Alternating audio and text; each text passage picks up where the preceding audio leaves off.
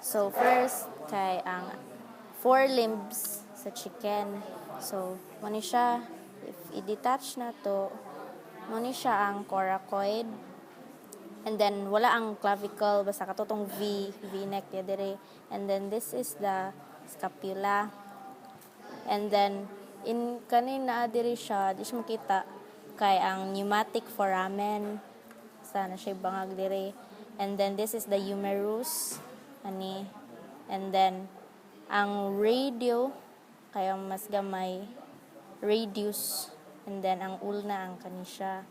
And then ay kaning something mga gagmay kay ang radiale.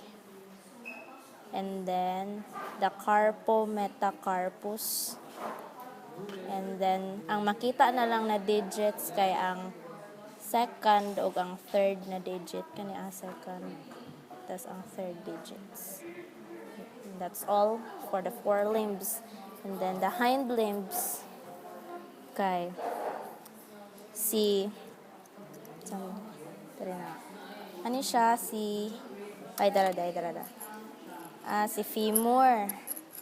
si femur, and then si